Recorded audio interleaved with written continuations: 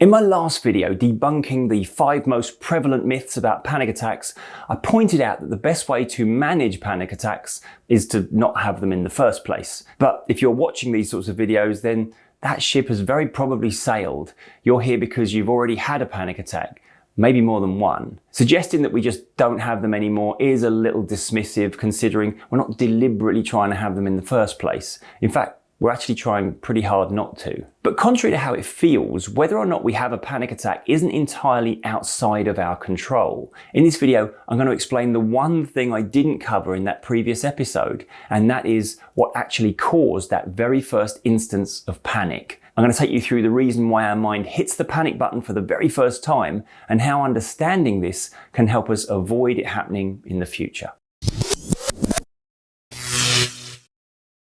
Welcome back to my channel. I'm Tim Box, remedial hypnotist and mind coach. I work one-to-one with people to help them overcome all sorts of emotional and psychological issues, and in particular to help them get the other side of high anxiety and panic. Before we go any further, please give this video a like by clicking the thumbs up button below, as it helps the video get seen and helps more people get the help they need. So, panic attacks. Let's start with the basics. Now, if you've watched any of my other videos on panic, then you've probably heard me say that panic only becomes a repeating problem when a part of our subconscious has flagged certain bodily sensations as an indicator of a potential threat. Our first panic attack feels like we're literally about to die. And even though we get through it, as a result of the perceived deadly threat of that experience, a part of our mind's now on the lookout for any similar physical sensations. We go into a super vigilant self-scanning mode that sees us interpreting every benign shift in things like heart rate or breathing as a legitimate cause for alarm. Now, every time we notice our body doing something even remotely out of the ordinary, we start to panic, thus causing the very effect we're trying so desperately to avoid. Put simply, our mind is now mistaking our body's natural process as some kind of life-threatening malfunction, and we're panicking about the perceived possibility of panic. But whilst this might explain why panic repeats, it doesn't necessarily explain why it started in the first place. So if our mind only started scanning for threat based on what it learned from our first panic attack, what actually caused that first one? The mistake we often make is to assume that we had our first panic attack because we've developed, or maybe we're even born with, some kind of panic disorder. And even though there are no actual medical tests we can have done to confirm or refute this, we might still find ourselves in the situation where a medical professional gives us a formal diagnosis. But this is, of course, the inevitable conclusion when we have no other explanation as to why that first panic attack occurred. After all, our life wasn't actually under any threat at the time. If someone were to attack or threaten us, going into a state of fight or flight would feel appropriate. However, if the only thing attacking us is our own body, that doesn't feel quite so appropriate. As a result, we draw the only conclusion available to us, that we have a malfunctioning panic response. We conclude, and often get told, that there's something wrong with us. Then any further instances of panic simply reinforce that notion that we have a dysfunctional panic response, leading us to probably look no further for any other explanation. But there's a much simpler and more encouraging explanation as to why that first panic attack occurred. Almost every single client I've ever seen who are dealing with panic attacks has a similar story about when it all began. That initial instance of panic came at a time when they were under some kind of heightened emotional or physical stress, and they were often for some reason low on energy or physical resources. Perhaps it was a time in their life when they were in a prolonged phase of pressure, or maybe they'd neglected their rest or nutrition in some way.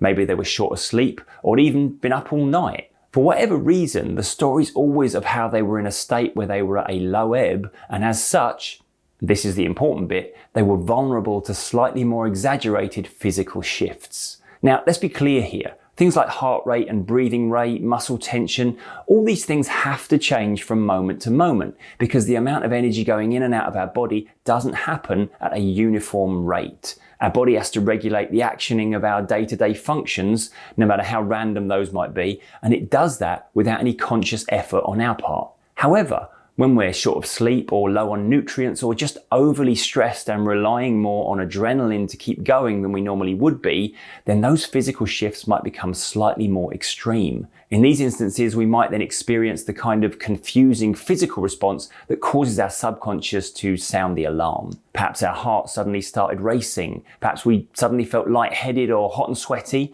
Maybe our muscles even started to tremor and shake. There can potentially be dozens of different ways our body might react to our battery getting unusually low.